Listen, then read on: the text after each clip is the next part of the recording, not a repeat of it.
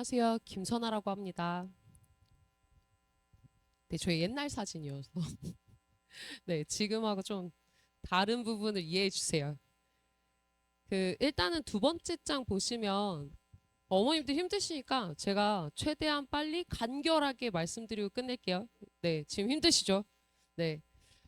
근데 사실 아까 3시부터 시작했으니까 이렇게 생각하시면 좋을 것 같아요. 평상시에 우리가 수업할 때 3시간을 해요. 아이들이 3시간 동안 집중해야 된다는 게 되게 힘들겠죠. 지금 2시간인데 힘드시잖아요. 그래서 사실 그런 부분을 생각하시면서 같이 봐주시면 좋을 것 같은데, 일단 이 부분은 최근 3개년 한영외고 수강생들의 실적이라고 생각을 하시면 좋을 것 같고요.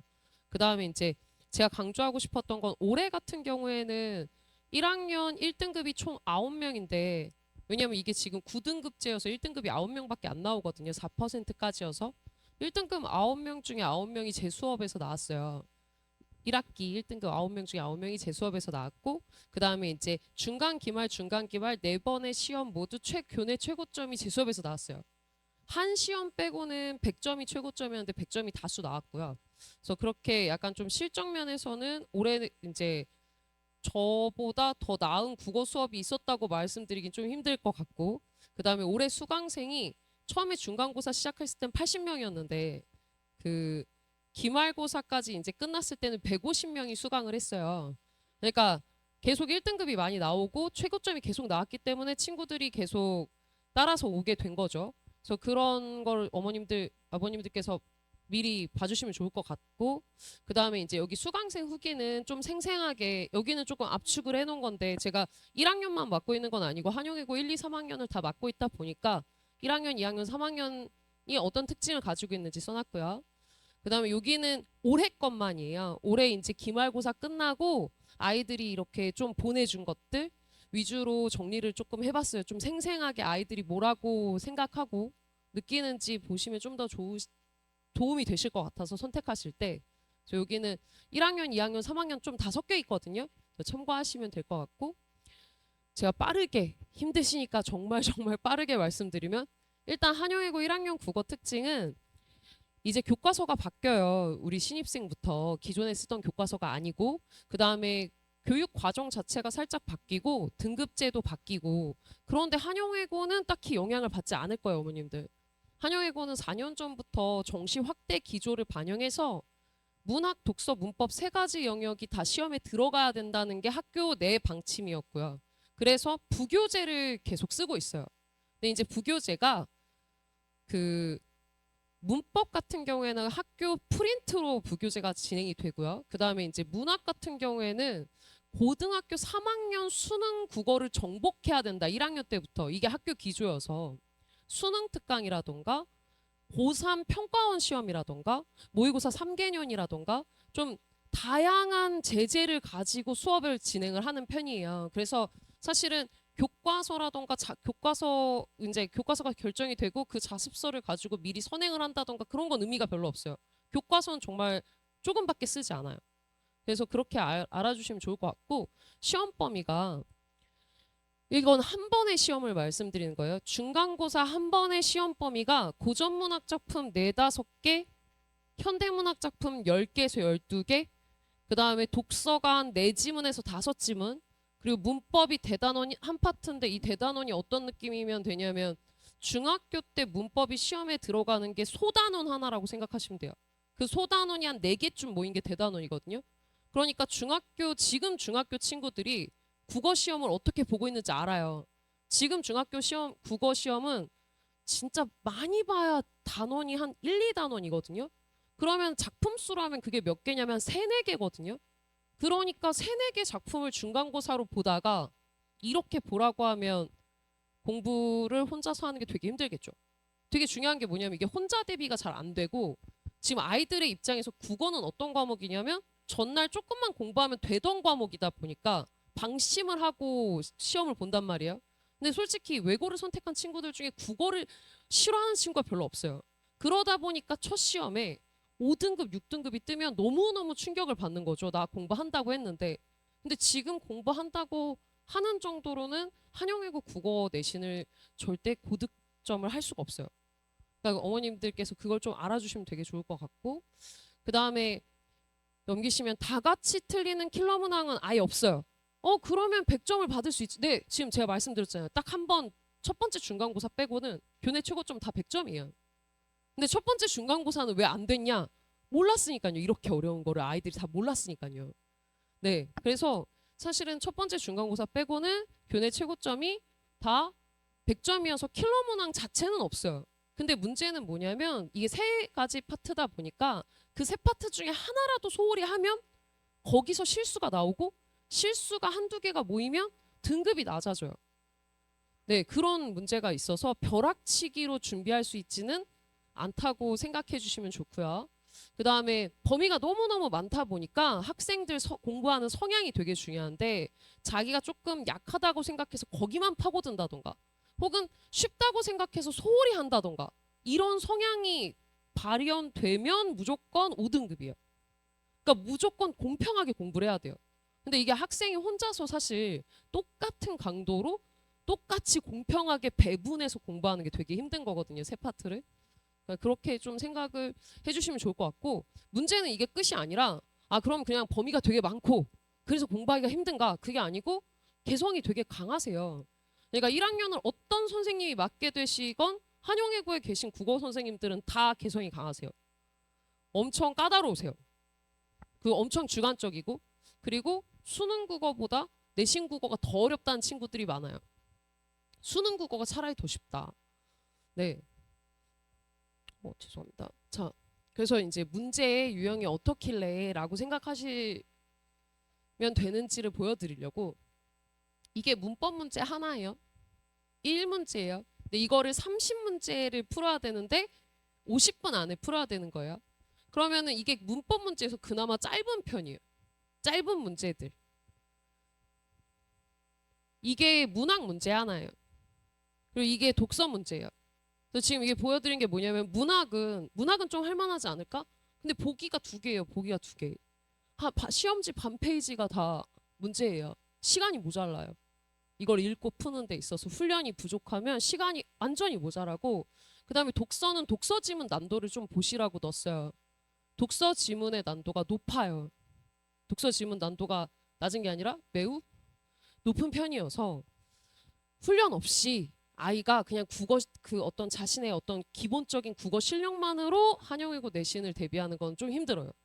그걸 알아주시면 좋을 것 같고 그다음에 여기는 조금 압축 요약을 해놨는데 나중에 한번 읽어보시면 도움이 될 것 같아요. 그럼 이제 저희가 어떻게 대비를 하냐라고 했을 때 제가 꼭 말씀드리고 싶은 건 중간고사 때 다른 학원이나 다른 수업을 듣고 5, 6등급을 받고 오는 친구들이 진짜 많아요. 그래서 사실은 좀 여기서 넘어오긴 했는데 제가 아까 그냥 좀 급하게 빨리 말씀드리고 싶어서 여기 1학년들 올해 1학년들 성과거든요. 뒤에 보면 이제 후기에서도 확인이 되시지만 9등급 받았던 친구가 이제 중간고사 때 다른 수업 들으면서 9등급을 받았던 친구가 제 수업을 듣고 3등급이 됐대요. 그 다음에 56점을 받았던 친구가 제 수업에 다시 합류하고 96점이 됐다고 이렇게 아이들이 다 먼저 알려준 그런 등급 변화가 있거든요. 그럼 이제 차이점이 뭐냐면 그 다른 국어 수업에서는 이제 체계적으로 정리하고 전달하고 이런 건 똑같죠. 다들 실력이 있으신 분들이고. 근데 저는 학생이 시험장에서 끄집어낼 수 있냐 없냐가 되게 중요해서 아무리 제가 체계적으로 전달하고 잘 이야기를 했어도 학생이 시험장에서 떠오르지 않고 적용할 수 없으면 아무 의미가 없잖아요. 그래서 사실 현강에서 가장 중요하게 다루는 게 끊임없이 복습하고 끄집어내는 거. 출력을 하는 힘. 그렇게 말씀드릴 수 있을 것 같아요. 그래서 사실 등급이 중간고사 때 어떻게 공부해야 되는지 몰라서 등급이 안 나왔던 친구들이 수업을 옮기고 제 수업을 듣고 난 다음에 등급이 되게 높아진 케이스가 올해 1학년에 진짜 많았어요. 근데 이제 제가 생각했을 때 올해 1학년에 유독 그런 케이스가 많았던 이유는 이 친구들이 중학교 때 코로나였어서 공부하는 법을 잘 몰랐다가 수업에 적극적으로 참여하면서 공부하는 법을 익히게 되지 않았을까라는 생각이 제가 조금 들고요. 그 다음에 다시 강점으로 갔을 때 하나씩 말씀을 드리면 일단 제가 한영예고 내신을 9년 동안 하고 있어서 올해가 10년 차거든요. 1학년, 2학년, 3학년 근무 중이신 모든 선생님들의 특징을 알아요. 한영외고 국어 선생님들은 옆에 대원외고랑 비교했을 때 개성이 엄청 강하세요. 오히려 대원외고가 좀 수능 국어 중심이고 한영외고는 그냥 진짜 내신 국어라는 영역이 따로 있는 그런 학교라고 생각하시면 돼요. 자, 그 다음에 영어나 전공어 공부가 아무래도 단위수가 크다 보니까 아이들이 상대적으로 국어 공부를 소홀히 하기 쉽고 국어 어휘력이 좀 약하고 국어 문법이 약해요. 왜냐면 영어 문법하고 전공어 문법하고 하다 보니까 오히려 국문법이 되게 약해서 그런 어떤 상대적인 약점을 보완할 수 있게끔 커리가 구성되고 교재도 구성된다고 생각하시면 되고요.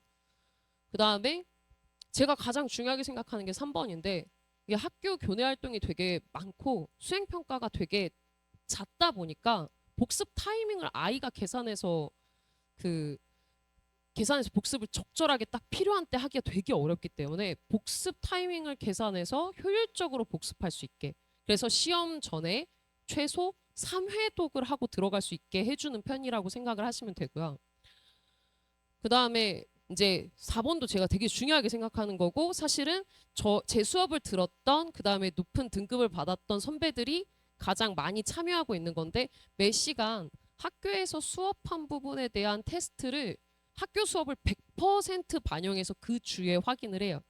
그래서 사실 아이들이 이 테스트의 중요도를 너무 잘 이해하고 시험을 한번 보고 나면 그래서 몸이 아프더라도 테스트는 보고 풀이 듣고 조퇴하는 편이에요. 몸이 아프더라도. 왜냐하면 이 테스트를 보는 것만으로 그 주에 복습해야 되는 게 다 복습이 되는 편이에요.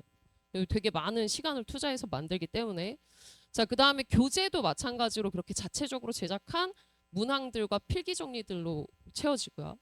자, 그 다음에 조교쌤들이 되게 많아서 이 수업을 듣고 졸업한 이제 명문대가 진학한 조교쌤들이 되게 많아서 조교쌤들한테 개인적으로 생기부라던가 국어 공부라던가 전반적인 학업에 대한 것들을 클리닉을 받기가 조금 쉬운 편이라고 말씀드릴 수 있을 것 같아요.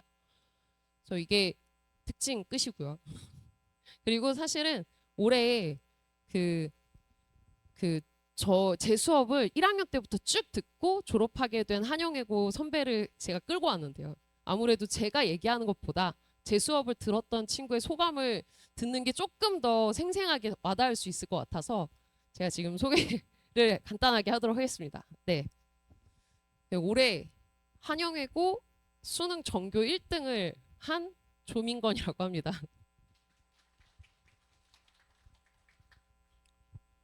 네, 안녕하세요. 저는 김선아 선생님 덕분에 이번 수능에서 전교 1등을 하고 내신도 3등에서 6등 정도 왔다 갔다 하면서 2.07로 마무리한 조민건이라고 합니다. 너무 긴장할 것 같아서 핸드폰에 하고 싶은 말을 적어왔는데 조금 양해해 주셨으면 감사하겠습니다.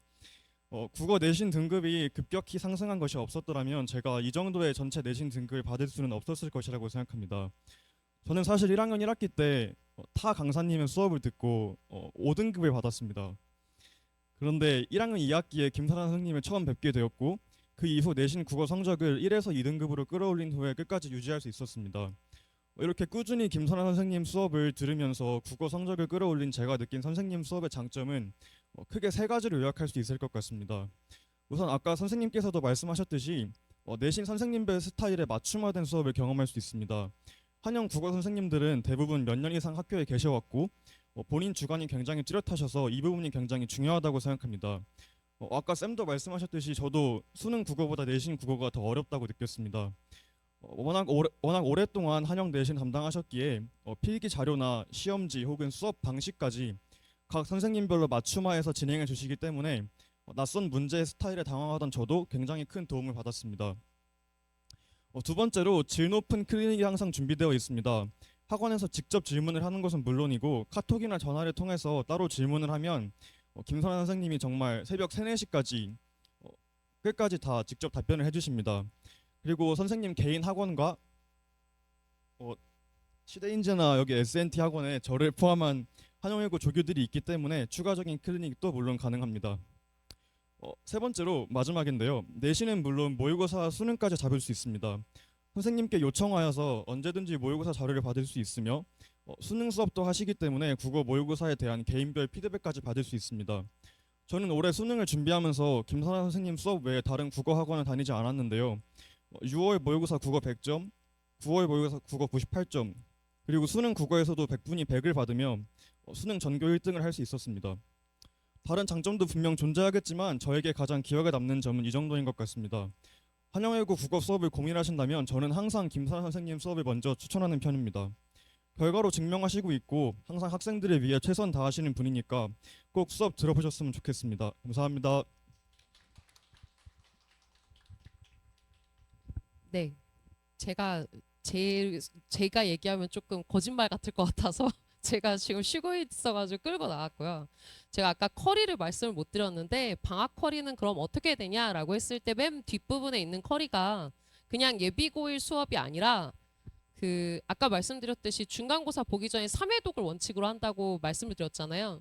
방학 때 미리 선행하는 친구들은 4회독의 효과가 있을 수 있게 1학기 중간고사 기말고사 범위를 방학 동안 정말 강도 높게 진행한다고 생각하시면 될 것 같아요.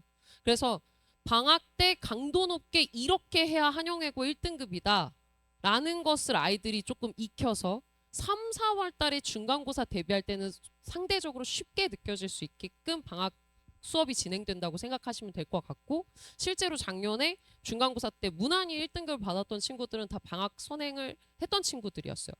그렇게 참고해 주시면 될 것 같습니다. 혹시 궁금하신 점 있으실까요? 좀 너무 힘드실 것 같아가지고. 네, 제가 빨리 마무리하려고 되게 중요한 것만 이야기한다고 이야기했거든요. 네, 괜찮으실까요? 네, 그럼 마치겠습니다. 감사합니다.